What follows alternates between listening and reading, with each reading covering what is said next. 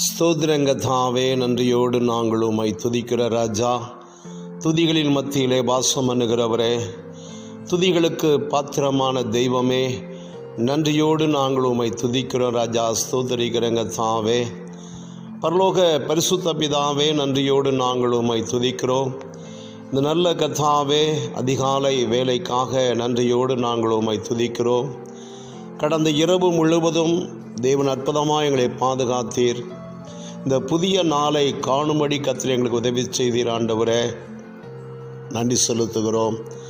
காலைதோறும் கர்த்தருடைய கிருபைகள் புதியவைகளாக இருக்கிறதுனாலே நன்றியோடு நாங்கள் உம்மை துதிக்கிறோம் கர்த்தாவே, நன்றி செலுத்துகிறோம்.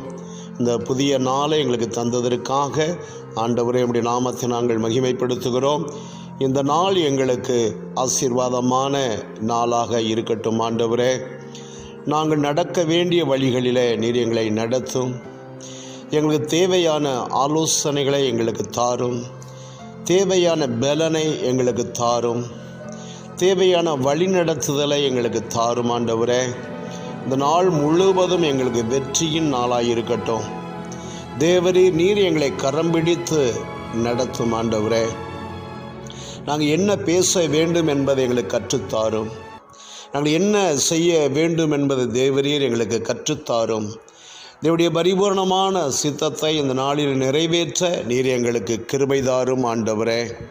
இந்த நாள் முழுவதும் தேவனுடைய பிரசன்னம் எங்களை சூழ்ந்திருக்க நாங்கள் ஜெபம் பண்ணுகிறோம் கர்த்தாவே. இந்த நாளின் தேவைகளெல்லாம் தேவன் அற்புதமாய் சந்திப்பீராக. நீர் எங்களை போஷித்தருளும் ஆண்டவரே. எங்களுக்கு என்னது தேவை என்று அறிந்த தெய்வம் ஆண்டவரே. என்னுடைய தேவைகளெல்லாம் நீர் அற்புதமாய் சந்தியும் ஆண்டவரே. என்னை, என்னுடைய மனைவி, என்னுடைய பிள்ளைகளை உம்முடைய திருக்கரத்திலே தருகிறேன் ஆண்டவரே. அன்பான என்னுடைய பெற்றோரை உம்முடைய திருக்கரத்திலே நான் தருகிறேன். அன்பான என்னுடைய சகோதரர் குடும்பங்கள், சகோதரிமார்கள் குடும்பங்களை எல்லாம் உடைய திருக்கரத்திலே தருகிறேன் ஆண்டவரே. வெளியேறப்பெற்ற திருச்சபை மக்களையும் உடைய திருக்கரத்திலே தருகிறேன் ஆண்டவரே. பேர் பேராக, குடும்பம் குடும்பமாக உடைய கரத்திலே அர்ப்பணிக்கிறேன் ஆண்டவரே. நாள் முழுவதும் நீர் எங்களை நடத்தும் ஐயா. எங்கள் தேவைகளெல்லாம் அற்புதமாய் சந்திப்பீராக. எங்கள் திருச்சபை மக்களை தேவன் நாள் முழுவதும் கரம் பிடித்து நடத்தும் ஆண்டவரே. அவருடைய தேவைகளை சந்தியும். வேலை ஸ்தலங்களில் தேவரீர் அவர்களை நடத்தும் ஆண்டவரே. நீர் அவர்களுக்கு ஆலோசனை கர்த்தராக இருந்து தேவரீர் அவர்களை நடத்துவீராக. என்னுடைய தேசத்தை உடைய திருக்கரத்திலே நாங்கள் தருகிறோம் ஆண்டவரே. எங்கள் தேசத்தை தேவன் ஆசீர்வதிப்பீராக. தேசத்தை ஆளுகிற ராஜாக்களை தேவன் ஆசீர்வதிப்பீராக. ஊழியக்காரரை கர்த்தர் ஆசீர்வதிப்பீராக. என்னுடைய மகிமை எங்களை சூழ்ந்து கொள்ளும்படியாக நாங்கள் ஜெபிக்கிறோம். தேவரீர் எங்களை நடத்தும், எங்களை ஆசீர்வதியும், நாமத்தை மகிமைப்படுத்தும். இயேசுவின் நாமத்தில் பிதாவே, ஆமேன். கர்த்தருடைய பரிசுத்த நாமம் மகிமைப்படுவதாக. அதிகாலையில் தேவனுடைய சமூகத்திலே வந்து அவரை நோக்கி பார்க்கிறது, அவர் ஆராதிக்கிறது ஒரு பெரிய பாக்கியம். காலைதோறும் கர்த்தருடைய கிருபைகள் புதியவைகளாக இருக்கிறதுனால புதிய கிருபைகளுக்காக நாம் அவரை நோக்கி துதி பாடல்களை பாடி நாம் தேவனை ஆராதனை செய்வோம். Praise God.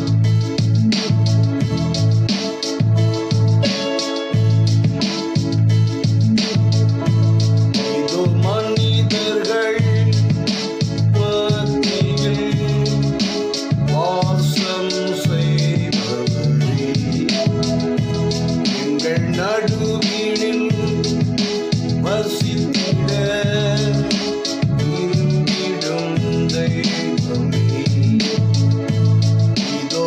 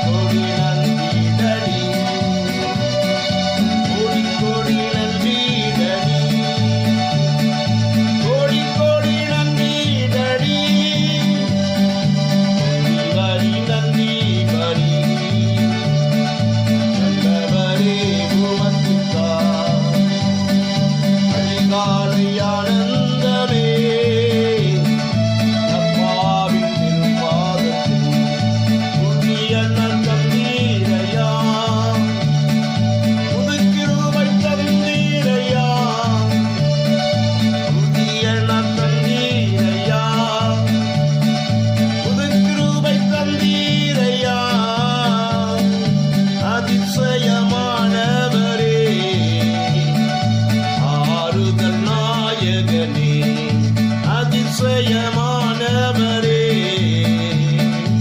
ஆறுதல் நாயகனே, கோடி கோடி நன்றி டடி, கோடி கோடி நன்றி டடி, கோடி கோடி நன்றி டடி, கோடி கோடி நன்றி டடி, கோடி கோடி நன்றி டடி, கோடி கோடி நன்றி டடி, நன்றி நன்றி வரி நல்லவரே உமக்குத்தான். அதிகாலை ஆனந்தமே, பாவின் திருப்பாதமே, அதிகாலை ஆனந்தமே, அப்பாவின் திருப்பாதமே. கர்த்தருடைய பரிசுத்த நாமம் மகிமைப்படுவதாக. இந்த நாளுக்குரிய தியான பகுதி சங்கீதம் 1. நேற்றைய தினத்தில் இதே சங்கீதத்திலிருந்து 1, 2, 3 வசனங்களை நாம் தியானித்தோம். இன்றைக்கு அதை தொடர்ந்து 4, 5, 6 இந்த வேத வசனங்களை நாம் தியானிக்க போகிறோம். மீண்டுமாக இந்த சங்கீதம் ஒன்றை நான் வாசிக்கிறேன். துன்மார்க்கருடைய ஆலோசனையில் நடவாமலும், பாவிகளுடைய வழியில் நில்லாமலும், பரியாசக்காரர் உட்காரும் இடத்தில் உட்காராமலும், கர்த்தருடைய வேதத்தில் பிரியமாயிருந்து இரவும் பகலும் அவருடைய வேதத்தில் தியானமாக இருக்கிற மனுஷன் பாக்கியவான். அவன் நீர்க்கால்களின் ஓரமாய் நடப்பட்டு தன் காலத்தில் தன் கனியை தந்து இலை உதிராதிருக்கிற மரத்தைப் போல் இருப்பான். அவன் செய்வதெல்லாம் வாய்க்கும். துன்மார்க்கரோ அப்படி இராமல் காற்று பறக்கடிக்கும் பதரை போல் இருக்கிறார்கள். ஆகையால் துன்மார்க்க நியாய தீர்ப்பிலும் பாவிகள் நீதிமான்களின் சபையிலும் நிலை நிற்பதில்லை. கர்த்தர் நீதிமான்களின் வழியை அறிந்திருக்கிறார், துன்மார்க்கரின் வழியோ அழியும். கர்த்தருக்கு மகிமை உண்டாகட்டும். நேற்றைய தினத்தில் இலை உதிராதிருக்கிற மரம் என்கிற தலைப்பில் அவனுடைய வார்த்தையை தியானித்தோம். இன்றைக்கு நீதிமான்களின் வழி என்கிற தலைப்பில் நாம் வேதத்தை தியானிக்க இருக்கிறோம். நீதிமானின் பாதையில் தேவன் அவனோடு கூட இருந்து நடத்துகிறார். கர்த்தருடைய கண்கள் நீதிமான்கள் மேல் நோக்கமாக இருக்கிறது என்று சங்கீதக்காரர் வேதத்தில் அழகாய் பாடுகிறான். கர்த்தருடைய கண்கள் நீதிமான்களின் மேல் நோக்கமாக இருக்கிறதாம், கவனமாக இருக்கிறதாம். நான் மீண்டும் வாசிக்கிறேன். துன்மார்க்கரோ அப்படி இராமல் காற்று பறக்கடிக்கும் பதரை போல் இருக்கிறார்கள். ஆகிய துன்மார்க்கர் நியாய தீர்ப்பிலும் பாவிகள் நீதிமான்களின் சபையிலும் நிலை நிற்பதில்லை. கர்த்தர் நீதிமான்களின் வழியை அறிந்திருக்கிறார். கர்த்தர் நீதிமான்களோடு கூட இருந்து அவனை வழி நடத்துகிறார். நீதிமான்கள் நடந்து செல்கிற வழியை கர்த்தர் அறிந்திருக்கிறார். நீதிமான்கள் மேல் கர்த்தருடைய கண்கள் நோக்கமாக இருக்கிறது. அவருடைய கண்கள் அவனை கவனமாக பார்க்கிறது. யார் நீதிமான்? இயேசுவின் இரத்தத்தினாலே மீட்கப்பட்டவன், இயேசுவின் இரத்தத்தினாலே கழுவப்பட்டவன் நீதிமான் என்று வேதம் சொல்லுகிறது. இயேசுவின் மேல் வைக்கும் விசுவாசம் அவனை நீதிமானாக ஆக்குகிறது. நாம் கிறிஸ்துவின் மூலமாக கிருபையினாலே நாம் ரட்சிக்கப்பட்டிருக்கிறோம். கிருபையினாலே நீதிமானாக்கப்பட்டிருக்கிறோம். ரோமர் 2:13 வாசிக்கிறோம். நியாயப்பிரமாணத்தை கேட்கிறவர்கள் அல்ல தேவனுக்கு முன்பாக நீதிமான்கள், நியாயப்பிரமாணத்தின்படி செய்கிறவர்களே நீதிமான்கள். கிருபையினால் உண்டான நீதி கிரியைகளினால் உண்டான நீதி. தேவனிடத்திலிருந்து வெளிப்பட்டது கிருபையினால் உண்டான நீதி. நம்மிடத்திலிருந்து வெளிப்படுகிறது கிரியைகளினால் உண்டான நீதி. ஆதியிலே வார்த்தை இருந்தது, அந்த வார்த்தை தேவனிடத்தில் இருந்தது, அந்த வார்த்தை தேவனாக இருந்தது. அந்த வார்த்தை மாம்சமாகி கிருபையும் சத்தியமும் நிறைந்தவராய் நமக்குள் வாசம் பண்ணினார். நாம் ஆராதிக்கிற இயேசு கிறிஸ்து கிருபையும் சத்தியமும் நிறைந்தவர். அவரிடத்தில் கிருபையும் உண்டு, சத்தியமும் உண்டு. இயேசு கிருபையை விளங்க பண்ணுகிறார், சத்தியத்தை நமக்கு போதிக்கிறார். சத்தியத்துக்குண்டான நீதியை வெளிப்படுத்த வேண்டியது நம்மிடத்தில் உள்ள கடமை. நாம் சத்திய போதனைகளை கேட்கிறோம். அதைத்தான் ரோமருக்கு பவுல் எழுதுகிறார், நியாய பிரமாணத்தை கேட்கிறவர்கள் தேவனுக்கு முன்பாக நீதிமான்கள் அல்ல, நியாய பிரமாணத்தின்படி செய்கிறவர்களே நீதிமான்கள். நீதிமானின் அடையாளம் கிறிஸ்துவை தன்னிலே வெளிப்படுத்துகிறது. தேவ கிருபையையும் சத்தியத்தையும் பிரதிபலிக்கிற ஒரு தேவனுடைய மனுஷன் நீதிமான். நீதிமான்களின் வழியை கர்த்தர் அறிந்திருக்கிறார். வேதத்தில் நீதிமான்களுடைய ஆசீர்வாதம் என்ன என்பதை குறித்து நாம் வேதத்தில் நாம் வாசித்து அறிய முடியும். சங்கீதம் 34:15 கர்த்தருடைய கண்கள் நீதிமான்கள் மேல் நோக்கமாயிருக்கிறது. கர்த்தருடைய கண்கள் அவனை காண்கிறது. சங்கீதம் 34:17 நீதிமான்கள் கூப்பிடும்போது கர்த்தர் கேட்கிறார், அவர்களை அவருடைய எல்லா உபத்திரவங்களுக்கும் நீங்களாக்கி விடுகிறார். நீதிமான்களுக்கு வருகிற துன்பங்கள் அநேகமாயிருக்கும், எல்லாவற்றிலும் இருந்து தேவன் அவர்கள் நீங்களாக்கி விடுவிக்கிறார். நீதிமான் கூப்பிடும்போது அவனுடைய விண்ணப்பம் கேட்கப்படுகிறது. நீதிமானை கர்த்தர் தாங்குகிறார் என்று வேதம் சொல்லுகிறது. நீதிமான் தள்ளாடும் போது தேவனை தாங்கி பிடித்து நடத்துகிற தேவனாக இருக்கிறார். சங்கீதம் 55:22 கர்த்தர் நீதிமானை ஒருபோதும் தள்ளாட விட்டார். நீதிமான்களின் கொம்பு உயர்த்தப்படும்.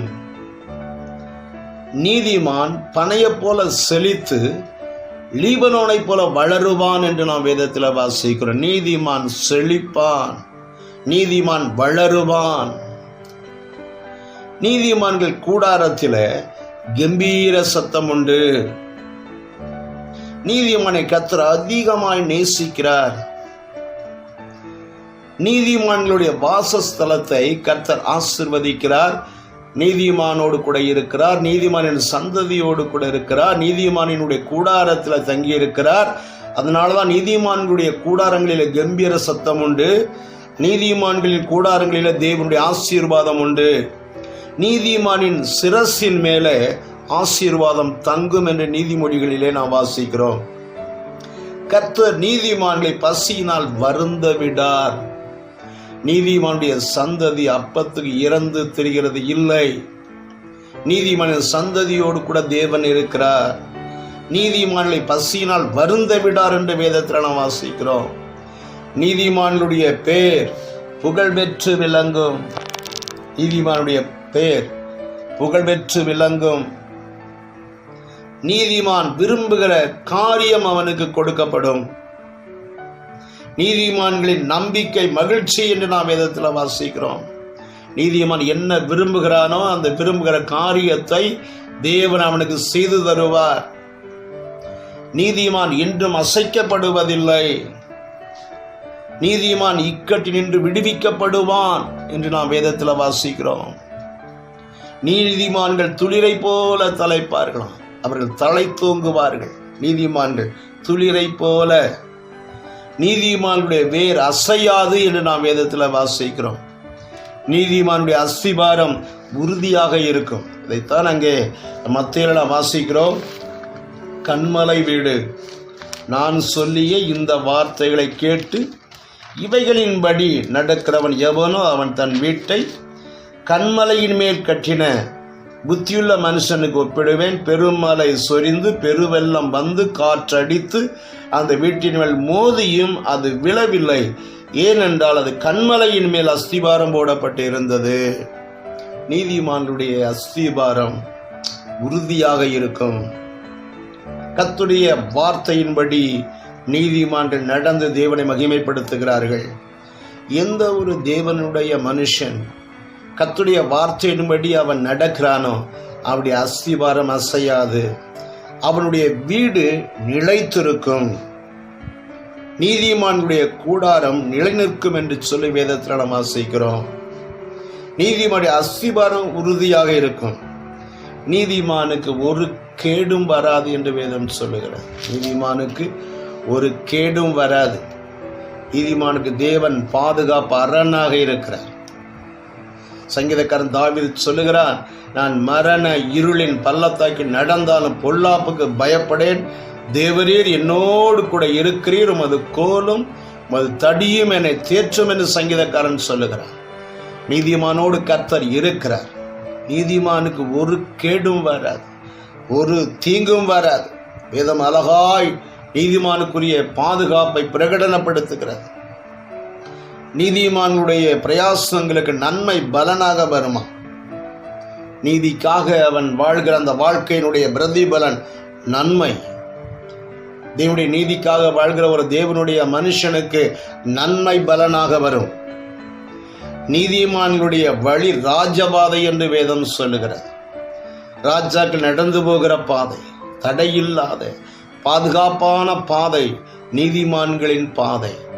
வேதம் அழகாய் சொல்லுகிறது, நீதிமான்களுடைய வழி ராஜபாதை. ராஜாவை போல பாதுகாப்பின் வழியாக நீதிமான்கள் கடந்து செல்வார்கள்.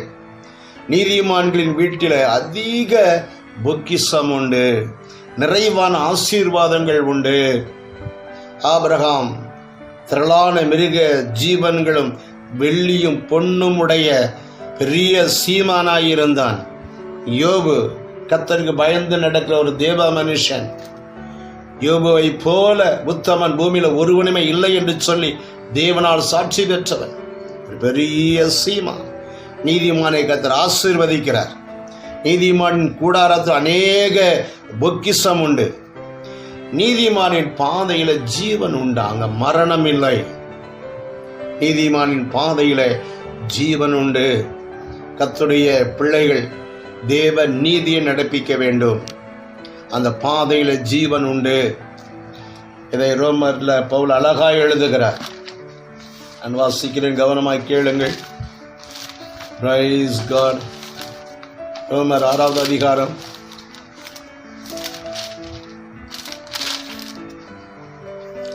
நீங்கள் உங்கள் அவயவங்களை அநீதியின் ஆயுதங்களாக பாவத்திற்கு ஒப்புக்கொடாமல் உங்களை மரித்தோரில் இருந்து பிழைத்திருக்கிறவர்களாக தேவனுக்கு ஒப்பு கொடுத்து உங்கள் அவயவங்களை நீதிக்குரிய ஆயுதங்களாக தேவனுக்கு ஒப்பு கொடுங்கள். உங்கள் அவயவங்களை நீதிக்குரிய ஆயுதங்களாக தேவனுக்கு ஒப்பு கொடுங்கள். நீங்கள் நியாய பிரமாணத்திற்கு கீழ்ப்பட்டிராமல் கிருபைக்கு கீழ்ப்பட்டிருக்கிறபடியால் பாவம் உங்களை மேற்கொள்ள மாட்டாது. இதனால் என்ன? நாம் நியாய பிரமாணத்திற்கு கீழ்ப்பட்டிராமல் கிருபைக்கு கீழ்ப்பட்டிருக்கிறபடியால் பாவம் செய்யலாமா? கூடாதே. மரணத்துக்கு ஏதுவான பாவத்துக்கானாலும் நீதிக்கு ஏதுவான கீழ்ப்படிதலுக்கானாலும் எதற்கு கீழ்ப்படியும்படி உங்களை அடிமைகளாக ஒப்புக் கொடுக்கிறீர்களோ அதற்கே கீழ்ப்படுகிற அடிமைகளாய் இருக்கிறீர்கள் என்று அறியீர்களா? முன்னே நீங்கள் பாவத்திற்கு அடிமைகளாய் இருந்தும் இப்பொழுது உங்களுக்கு ஒப்புவிக்கப்பட்ட உபதேச சட்டத்திற்கு நீங்கள் மனப்பூர்வமாய் கீழ்ப்படிந்ததினாலே தேவனுக்கு ஸ்தோத்திரம். முன்னே நீங்கள் பாவத்திற்கு அடிமைகளாக இருந்தீர்கள். பாவம் உங்களை ஆளுக செய்தது. பாவத்தில் இருந்து நீங்கள் விடுதலையாக்கப்பட்டிருக்கிறீர்கள்.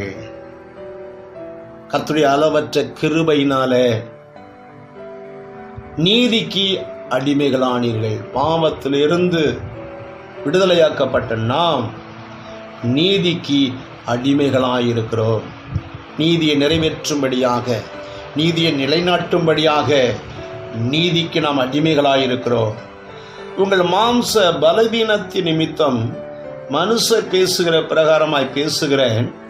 அக்கிரமத்தை நடப்பிக்கும்படி முன்னே நீங்கள் உங்கள் அவயவங்களை அசுத்தத்திற்கும் அக்கிரமத்திற்கும் அடிமைகளாய் ஒப்புக் கொடுத்தது போல இப்பொழுது பரிசுத்தமானதை நடப்பிக்கும்படி உங்கள் அவயவங்களை நீதிக்கு அடிமைகளாக ஒப்புக்கொடுங்கள். ஆண்டவர் அறியாத காலங்களில் சரீரத்தினுடைய அவயவங்களை அக்கிரமத்திற்காக நாம் ஒப்பு கொடுத்திருந்தோம். அங்கிருந்து நாம் விடுவிக்கப்பட்டிருக்கிறோம். இப்ப நம் கர்த்தருடைய பிள்ளைகள், நாம் ஆராதிக்கிற கர்த்தர் பரிசுத்தர். ஒரு பரிசுத்தமான தேவனை நாம் ஆராதிக்கிறோம். நான் பரிசுத்தர், ஆகையால் நீங்களும் பரிசுத்தராய் இருங்கள் என்று சொல்லி தேவன் நமக்கு போதிக்கிறார். கர்த்தர் பரிசுத்தர். அவருடைய பிள்ளைகளாகிய நாமும் பரிசுத்தமாய் வாழ வேண்டும். வேதம் அழகாய் சொல்லுகிறது, இப்பொழுது பரிசுத்தமானதை நடப்பிக்கும்படி உங்கள் அவயவங்களை நீதிக்கு அடிமைகளாக ஒப்புக்கொடுங்கள். உங்களுடைய நாவு நீதியை பேசட்டும். நாவு நீதியான காரியங்களை மற்றவர்களுக்கு போதிக்கட்டும். நம்முடைய நாவு தேவனுக்கென்று பிரதிஷ்டை பண்ணப்பட்ட நாவாக இருக்கட்டும். பாவத்திற்கு நீங்கள் அடிமைகளாய் இருந்த காலத்தில் நீதிக்கு நீங்கினவர்களாய் இருந்தீர்கள். இப்பொழுது உங்களுக்கு வெட்கமாய் தோன்றுகிற காரியங்களினாலே அக்காலத்தில் உங்களுக்கு என்ன பலன் கிடைத்தது? அவைகளின் முடிவு மரணம். இப்பொழுது நீங்கள் பாவத்தில் இருந்து விடுதலையாக்கப்பட்டிருக்கிறீர்கள். கிறிஸ்துவின் இரத்தத்தினாலே, கிறிஸ்துவின் புண்ணியத்தினாலே பாவத்தில் இருந்து நாம் மீட்கப்பட்டிருக்கிறோம். தேவனுக்கு அடிமைகளாக, தேவனுடைய பரிபூர்ணமான சித்தத்தை நிறைவேற்றுகிறவர்களாக, தேவனுடைய நீதியை நிலைநாட்டுகிறவர்களாக, தேவனுக்கென்று நாம் அடிமைகளாய் ஒப்பு கொடுக்கப்பட்டிருக்கிறோம். பரிசுத்தமாகுதல் உங்களுக்கு கிடைக்கும் பலன் முடிவோ நித்திய ஜீவன். தேவனுக்கு நம்முடைய வாழ்வை முழுமையாய் அர்ப்பணிக்கிறதினாலே நித்திய ஜீவன் நமக்கு பலனாக கிடைக்கிறது. பாவத்தின் சம்பளம் மரணம், தேவனுடைய கிருபை வரமோ நம்முடைய கர்த்தராகிய இயேசு கிறிஸ்துவினாலே உண்டான நித்திய ஜீவன். கர்த்தருக்கு மகிமை உண்டாகட்டும். நீதிமான்களுடைய வழியை கர்த்தர் அறிந்திருக்கிறார். நீதிமான்களுக்கோ கர்த்தருடைய கண்களிலே கிருபை கிடைக்கிறது. நோவாவுக்கோ கர்த்தருடைய கண்களிலே கிருபை கிடைத்தது. தேவனுடைய ராஜ்யத்தின் செங்கோல் நீதி. எந்த ஒரு தேவனுடைய மனுஷன் தேவ நீதியை நிலைநாட்டுகிறானோ அவன் மேல் அளவற்ற தேவனுடைய கிருபை அவன் மீது ஊற்றப்படுகிறது. அதிகமாய் தேவனுக்கென்று, தேவ நீதிக்கென்று அவன் வாழும்படியாக இன்னும் அதிகமான கிருபைகள் அவன் மீது ஊற்றப்படுகிறது. நீதியின் பாதையில ஜீவன் உண்டு. நீதிமானுக்கு ஒரு கேடும் வராது என்று வேதம் அழகாய் நமக்கு போதிக்கிறது. இந்த கால வேளையில தேவனுடைய கரத்தில் நம்மை முழுமையாக அர்ப்பணிப்போம். தேவன் அறியாத காலங்களில் நாம் பாவத்துக்கு அடிமைகளாய் இருந்தோம். நம்முடைய அவயவங்களை பாவத்திற்கு அடிமைகளாய் ஒப்பு கொடுத்திருந்தோம். பாவமான காரியங்களை பேசும்படியாக, பாவமான காரியங்களை பார்க்கும்படியாக, பாவமான காரியங்களை செய்யும்படியாக, பாவமான இடங்களுக்கு போகும்படியாக நம்முடைய சரீரத்தின் அவயவங்களை பாவத்திற்கு அடிமைகளாய் ஒப்பு கொடுத்திருந்தோம். கிறிஸ்துவின் புண்ணியத்தினாலே, கிறிஸ்துவின் விலையேற பெற்ற இரத்தத்தினாலே பாவத்திலே இருந்து நாம் மீட்கப்பட்டிருக்கிறோம். பாவத்தின் சம்பளம் மரணம். மரணத்தில் இருந்து நாம் தப்புவிக்கப்பட்டிருக்கிறோம். தேவ கோபாக்கினைக்கு நாம் தப்புவிக்கப்பட்டிருக்கிறோம்.